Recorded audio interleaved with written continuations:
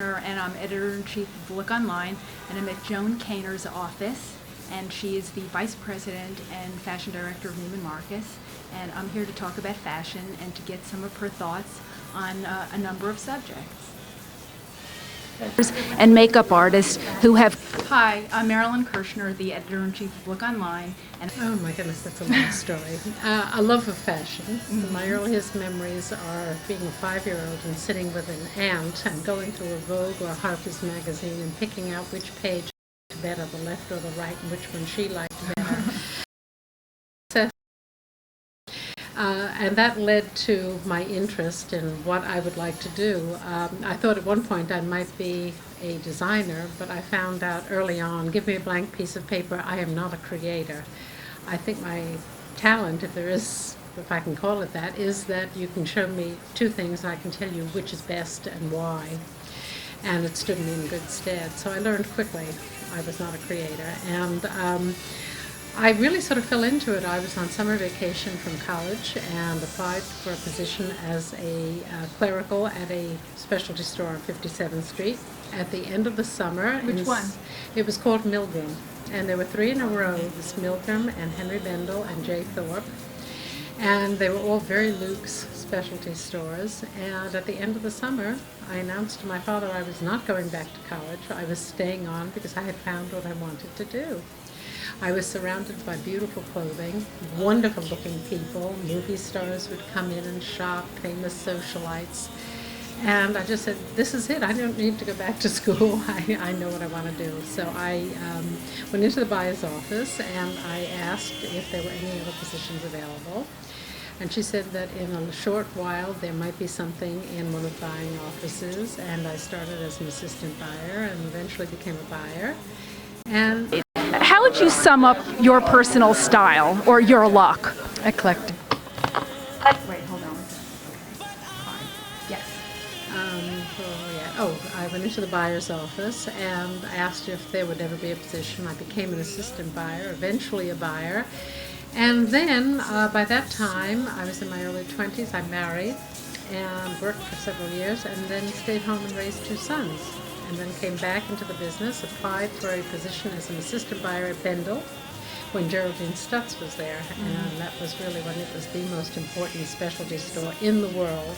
And I don't think there'll ever be another specialty store quite like that, or a woman like Geraldine Stutz. And I was there for 9.5 years. Then I left and I opened Fiorucci, the boutique on 59th Street. I didn't know that. I was the directories and merchandise manager. I left there after 1 year to go to Macy's because they had met me to talk about the possibility of opening a Fiorucci boutique. That did not work out. But they said, if you're ever wanting to leave, give us a call. And shortly thereafter I decided I would be happier doing something else, and I went as fashion director of accessories. So that was my first entrance as a fashion director, but I felt I had a very strong fashion background and very varied specialty store and at different levels as well. I was at Macy's for 2 years when Dawn Mello called me and asked me if I would be interested in coming as her associate fashion director because she would be moving up to the presidency within the year. I became fashion director at Bergdorf Goodman, and I was there for almost 6 years. The last 8 months of my career there, I decided I wanted a bottom line. Enough of this frippery of fashion. And most people don't realize how hard it is to be a fashion director and how much work it is, and that other people get the credit. And every once in a while, you feel, well, I'm going to show what I'm able to do. And I merchandised shoes and accessories for my last 8 months. And liked it, but felt that it took me too far away from the merchandise. I became bogged down in paperwork and in numbers.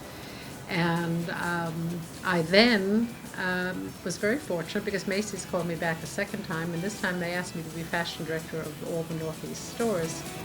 And I went back, and I was also consulting at that time for Rosemary Bravo at I. Magnin, who was that part of the Macy's chain. They had done that buyout. And then eventually Macy's began to have problems and fashion became less important, and I was called by Neiman Marcus, by Alan Questrom, who was then the president, and I joined them 10 years ago and have been happily there ever since. Who would you say were your mentors along the way? Oh, Geraldine Stutz for sure. Geraldine, she's a good one to have. Incredibly. And then Jean Rosenberg, who was the merchandise manager and buyer of Bendel's Fancy at that time. And beyond that, Dawn Mello, of course. So I've been very fortunate. I've worked with some really brilliant women, and women who shared of themselves and helped me to come along as well. So the best part about your job, I mean, at the end of the day, what do you love the most about being... The clothes. I mean, the clothes themselves, that's what excites me. It is that excitement. The going to a show or going to a showroom and not knowing what I'm going to find. And you get that little, I get that little flutter in here somewhere when I really see something that excites me, something that surprises me and pleases me and that's well done. And that's what keeps me coming back. Let me ask you a question. I mean, in recent years, New York has shifted to showing before Europe. Basically, well, do you personally like that?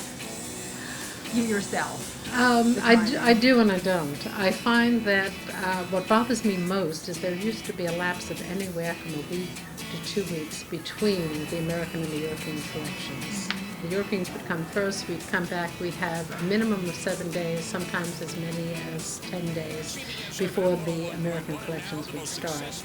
What happens now is one follows on the heels of the other. My last show this past season, the Americans came first, was Calvin Klein. It ended at 8 o'clock at night, and the next evening I left for London. So I had no time to get into my office, to clear my desk, to prepare for Europe. And it is a grind. I mean, it's wonderful and it's exciting, but it consists of days that are never ending. You start at 8, 9 in the morning, and you finish at 10, 11 at night. And then the question is, do you really want to go out to dinner, or would you rather skip dinner and go back to bed because the alarm's going off awfully early in the morning? So I really don't know that it matters as long as we're given enough time. I find it's just much too tiring to run all over town in America, then hop on a plane and take off the next day and do it again for 3.5 weeks in Europe. I don't know that pushing the shows so early has really helped. I was going to ask that. From a delivery of merchandise point of view, they is it better? claim that it was going to make deliveries earlier and easier. Well, deliveries have never been as bad as they have this past season. Business has been wonderful, but the question... Okay. Okay. Yes. So from the point of view of deliveries, It's not working out It's as not well working as out. we had all expected. We really thought this was going to solve all delivery problems. Yeah. Everything would come in a much earlier manner, and it hasn't in fact worked that way. In fact, there have been severe fabric problems, and unfortunately the fabric people have not kept pace with the designers. And many of the designers were really fighting to be ready in time for their shows, Right. on both sides of the Atlantic. So I don't know where it's all going to end, but I think we're going to have to move it back a bit once again. Let me ask you this. Do you think that if New York showed after Europe the way we used to, there would have been a difference on the runways, the way New York would have looked? I think what we've learned is that we do have an American mentality in our design. It is very much about sportswear. It is very wearable. It is perhaps doesn't have the creativity that Europe has, especially in France. But we produce wonderful, wearable clothing that relate to women and to their lifestyles. I don't later change what they look like. Those designers who are influenced, and we find that they all travel in the same circles. They're all inspired by the same thing. They all see the same art exhibitions in every major country of the world. They all go to the same fabric shows, so they're prone to hear that blue is the next color, or that all the designers are buying florals. That kind of information really translates and gets back to all of them. So I don't think that that matters. We do wonder sometimes how come everyone does ruffles in a season. Right. Sort of Yeah. where did that Yeah. come from? But again, I think it's designers, young assistants having dinner together. As I say, the whole society has gotten much closer and it's much more global. And so ideas are exchanged on a level that's conscious and on an unconscious level. Out of all the collections that you saw, what really stood out as being the strongest? designers or collection? Well, I think it's when designers really, and I think we've gone through a period where everything looked very much the same.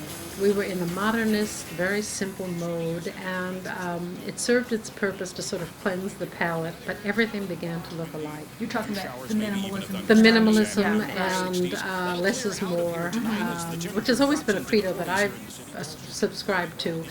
But everyone was doing the same little black sleeveless dress, and when you looked at it, you didn't know whether it was $1.98 or if it was $1,000. So I think what was good about this season was that designers went back to their own statements. They did follow trends as far as color and pattern, but each one did it in their own unique way, and I loved that. I love the return of the suit and the coat and the things, especially at Chanel, that they do best, the ensembles for the ladies. Ladies were missing that. There were very few items that women could wear. Everything seemed to be aimed at a much younger market. And it was almost like the woman, the mature woman, or the woman who wanted to look well-groomed, well-dressed, had been forgotten. Everything was about bare navels, low-slung trousers, hair just screwed up on the head, and very little minimal makeup, which is fine if you're 15 or 16. You get a little bit older, and if you have to go out into the business world or into the social world, you want a much more pulled-together look. And we saw that on many runways. I think Donna Karan was very strong. She came back to what she does best. I think in Italy, Armani had a very good collection, not reinventing the wheel, but simply doing what they each do best and taking it to a new level. Those were the standouts for you. For me, yes, those were some of the standouts. I think overall it was a very good, strong season. We're very optimistic about the season. I think there's going to be lots for the woman, there's going to be pattern and color, and she's going to be pleased with what she's seen. Whose clothes work for you the best? Oh, it's very hard because I handle slides, I see the shows, I get bored with very fashionable items very quickly, so I tend to dress rather simply. I just find for me it works, and then I don't offend anyone if it's not obviously designer X or designer Y. At the moment for me, people like Joan, Ralph Rucci, Facciato, they make very fine clothes. The styling is not cutting edge, but it's beautiful and nicely detailed. And at the end of 6 months, I don't have to say, oh, that's last season's jacket. I'll have to give it away or, take it to a thrift shop. I can keep wearing and build a wardrobe. So at the moment, there are two designers that please me. As far as new designers, well, first place, are we hearing enough of Miguel Adrober? I mean, every time you turn around. Enough or too much? First place is Neiman's going to carry his. We want to very much. There was an article in today's New York Times saying he's still looking for a backer, and so far, it hasn't been finalized. If he does produce the collection, we will definitely buy it. We think, he has a very bright future ahead of him.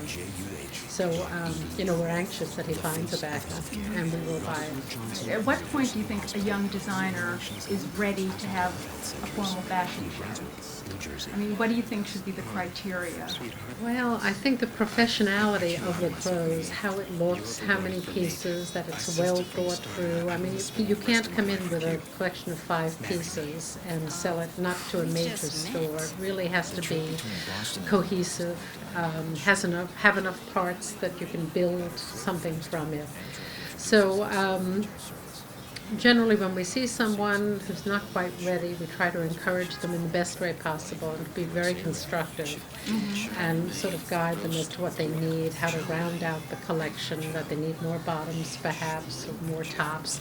I've had young designers who've come in and know how to build a wardrobe and how to build a collection, how to have enough bottoms to enough tops and enough jacket options, and to make it really work for them and for the customer.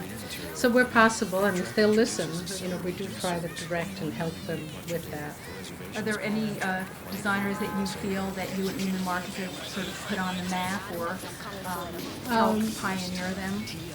Well, there are. I mean, over a career that I've had of more than 30 some odd years in this business, there have been people like Michael Kors. I was at Bergdorf when we discovered him, and I had his merchandise put in the windows because that was my responsibility as fashion director at the time, and that was sort of the beginning of Michael.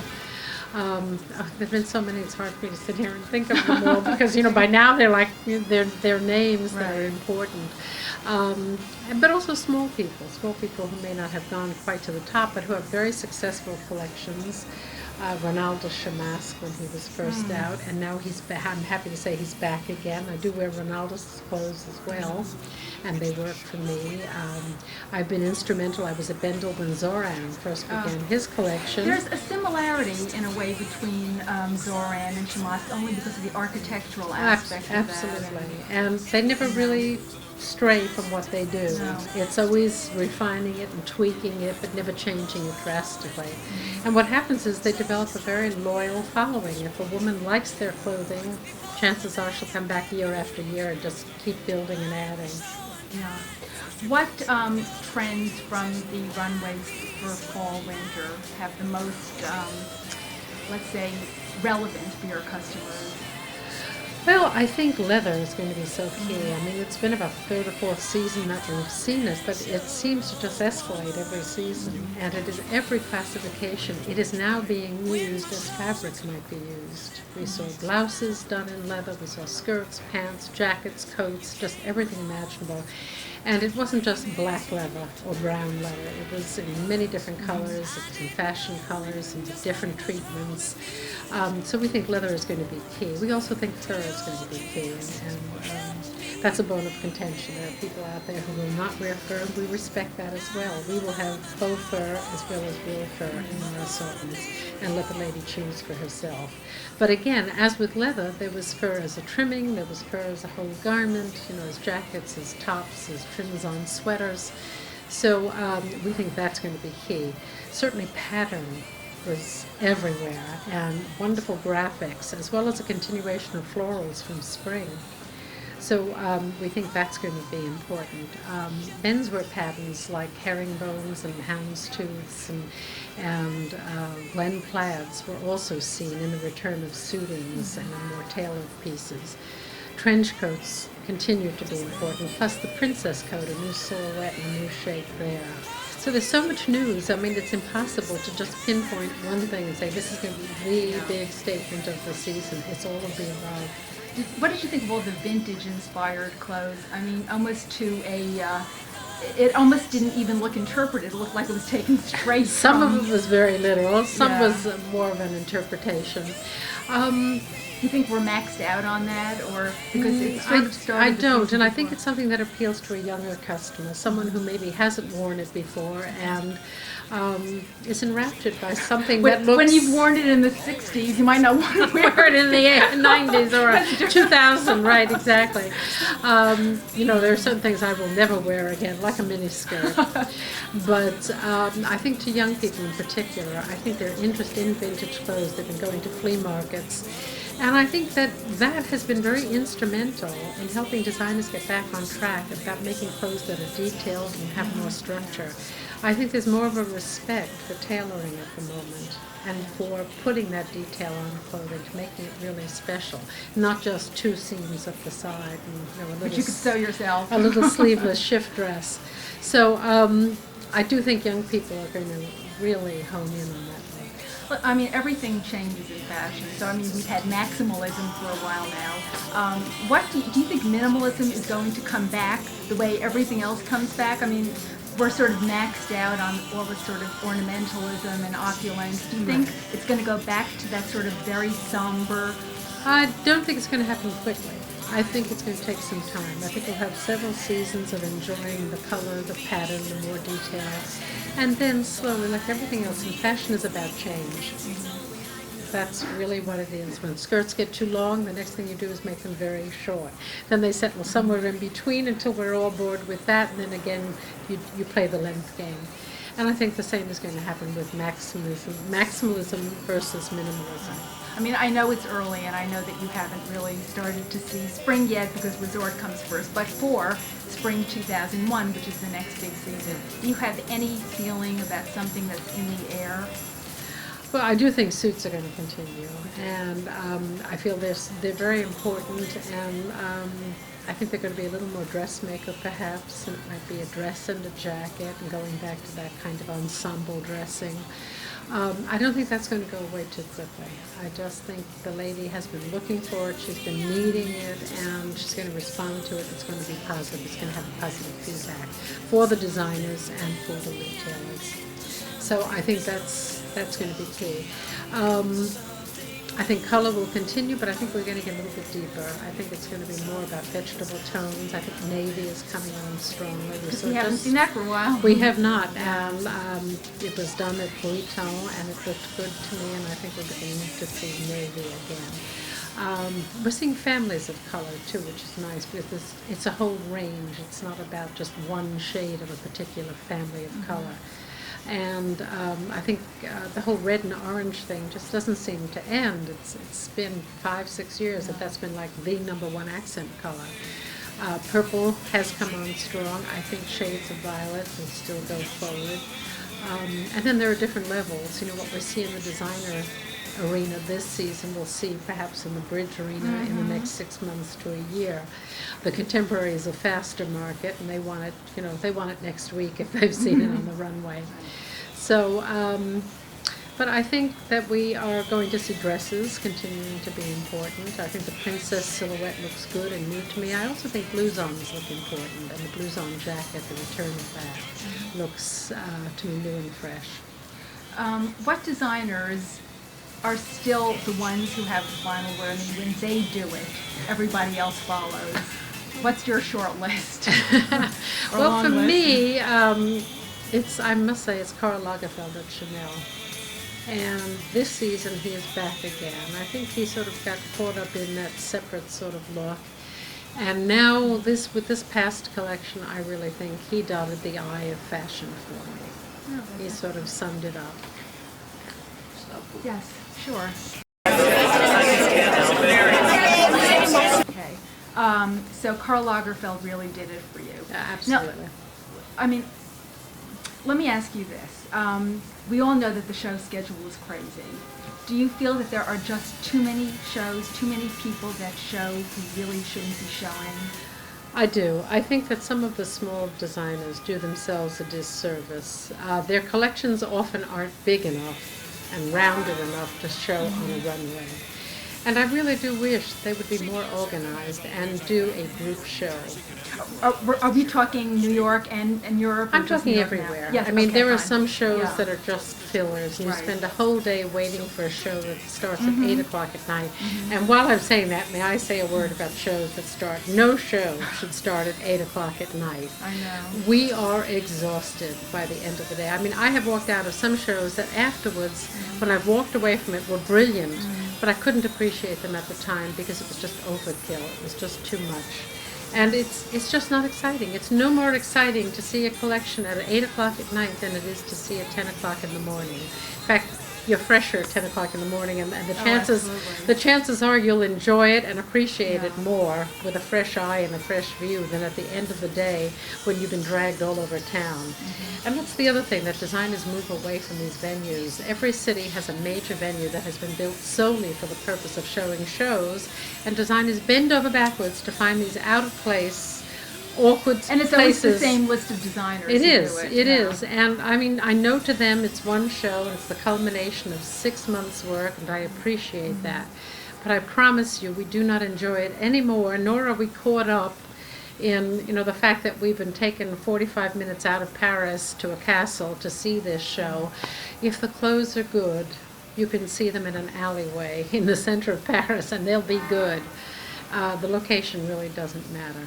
I've seen some wonderful shows done at the Louvre, and I've often thought everyone should use that venue. It's so convenient. You're indoors. You're not stuck on a line outside when it rains, waiting to get in, and you're Or there waiting for holding an back elevator. the crowds. Yeah, exactly. Yeah, exactly. So it is convenient. It's easy. You can eat upstairs quickly. Please, all designers, if you're listening, please take heed. And, you know, limit shows. It shouldn't go on for 10 days with shows that are really used as fillers. And I think that the people responsible for organizing the shows, it's up to them to decide who really is of the caliber to show and not to show. And the smaller young designers, yes, they need to be seen. But you know what? You can sometimes see a presentation which costs them a lot less money, and you can touch the fabric and look at the clothes. You can do it quickly. You can walk through in 5 or 10 minutes. It's much more meaningful than a show where you repeat the same silhouette in 5 fabrics and in 6 colors. So that would be my advice. Did you attend the SOS shows here when they were held? No, luckily I have a staff large enough that I shared the wealth, because I realized I was running off to Europe immediately afterward, and I just, for my own sanity and health, I just couldn't do it all. So I have to, have others in the office do some of it. So do you see any other media form is taking the place of fashion shows, or you still think that it's the only way for designers to really get their message out? I think it's important. I do think presentations can be, in some cases, especially designers who do lots of handwork on garments or do lots of detailing. Sometimes it's lost on a runway. You really just cannot appreciate the beauty of the fabrics or of the handwork that's gone into the garment. But I do think shows are important. But again, not everyone should have a show. It should really be more select. What do you think of the internet and the role the internet is playing in the business of fashion? Well, it's making available to a lot of other young designers and Seventh Avenue manufacturers and worldwide manufacturers the designs of a handful of very creative, talented people. That could work to those creators' detriment, because they can see it within minutes of it being shown on the runway, or at least the next day. So I think from that point of view, it could be a detriment for the designers. It's wonderful for us because we can pull it up, and I have from my reports to my people to illustrate my points of particular things, and it really has made it much easier in doing that. So I do think it has a role, but we have to be careful about the role that it fills. Now, Neiman Marcus has its own website, neimanmarcus.com. That's right. How would you say it sort of separates itself from the other retail or luxury websites that are out there? Well, we are going to be putting a lot more, and have begun to put a lot more merchandise on the website, so it really becomes much more a broader range of goods for our luxury customer. The other thing we're doing is you can, as a customer, call into a number and have a salesperson pull together clothes from within the store and have them ready in a dressing room, and you can then come online and be in the dressing room and have the salesperson go over the pieces that she has personally selected for you. What do you click on to in order to get that? I'm afraid I couldn't tell you, because I'm not involved with that end of it. Neiman Marcus personalshopping.com, right, exactly. But I mean, they're really doing wonderful, and we are a very service-driven organization, and we pride ourselves in having the best salespeople around in retailing today. And this is just another tool that we have developed to make the internet more user-friendly for our customer. How do you think the internet will impact on your job as a fashion director? Oh, well, as I say, at the moment I'm not terribly involved with it. I hope to become more comfortable with the internet, but it's good for me to review things that perhaps, and even to catch up on a show that I may not have covered that my people have, and I can see it and see it quickly, and know I should go back to a showroom and see it. So it can be a wonderful tool in saving me time when I cannot get around to see every show. Talking about before. About new designers and new ways of showing how I can use the internet. Oh yeah, right. Okay. The other question about the internet and Neiman Marcus is, how is it affecting the selling floor or customers' buying habits, or do you think it's just another tool? I think there's always going to be a customer who wants to have a hands-on experience, who wants to come into the store, to have the drama and the excitement of a store and the selection, the feel, the touch. I'm so sorry. We have to repeat this because I was not connected. Okay. And how is NeimanMarcus.com impacting on customers' buying habits, or sort of taking away or adding to the selling floor? I think what the .com does for us is it allows us to reach an audience that maybe does not live in an area where we have a store. If a customer has a store in her neighborhood, I think she is still traveling and will always want to come to the store. She wants to have that relationship with her salesperson. She wants to see and touch and feel and see the whole assortment. So I do think it offers us an opportunity to broaden our base of customers in those areas where we're not represented. But I think if you have a Neiman Marcus, you're always going to want to go to the store. You may fill in the internet. If you need holes and you know your color and size, you may do that. But I think basically for fashion purchases, she'll come to the store. You're not going to buy a fur coat over the internet with that dress. I don't think so. I think something is missing. I just want to talk about magazines a bit. Do you have any that you feel are most in keeping with Neiman Marcus's fashion philosophy? That's a hard question because magazines are going through so much change at the moment. Harper's has a new editor and she seems to be going in a nice direction, and we're looking closely at that. W has come out with their new WWD magazine, and I think that's interesting. And it's amazing, our customer does read W and does read Women's Wear Daily on a daily basis. So she is very much abreast of what's happening in fashion, and she likes to keep right up to speed. Magazines like Town and Country are important.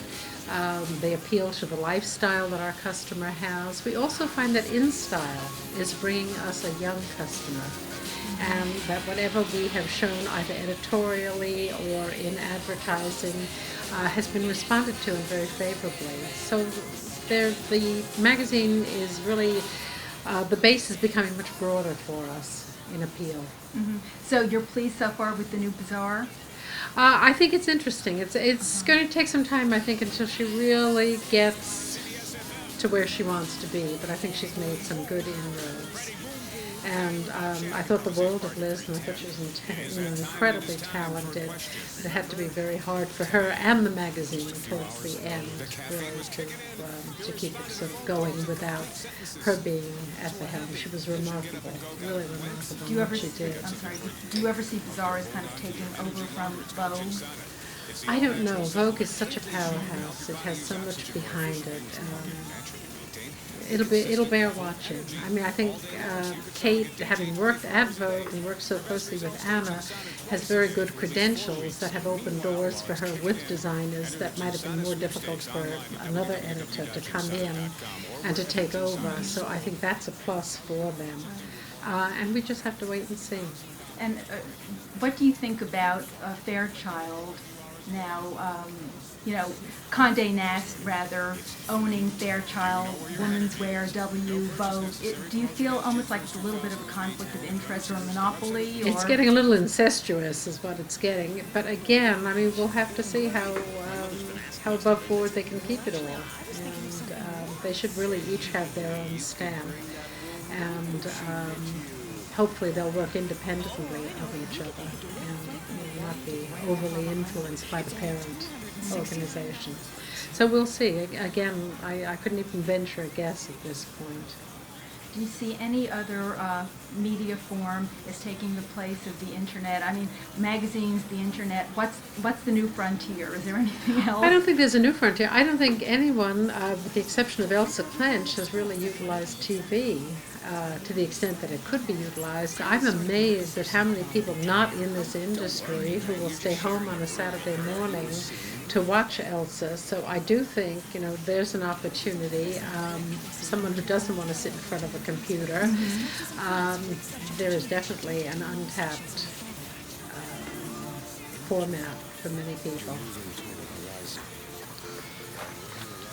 Well, thank you very much for your time, Joan. Oh, it's been a pleasure. I really enjoyed it. And Come back again. This was very informative. Yes. Oh, thank you. We'll talk after spring 2001. It'll be around the corner before you know it. Exactly. And I will not have bought any of my fall clothes. Okay, thank you very much. Thanks. Safe set of clothing to star quality gowns in what has become the world's largest and most prestigious fashion show. Please welcome Fred Heyman. Coordinator for the Oscars, I've always kept one thing in mind. Do the clothes live up to what the fans expect? Tonight, the glamour count looks fantastic. I toast the Fashion Group International for conceiving and producing this celebration of movies à la mode. Thank you.